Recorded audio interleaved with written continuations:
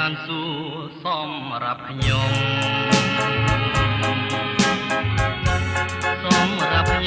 គ្មានទេសុខីមានតែភ្លើងខ្វាងក្តីមេត្តា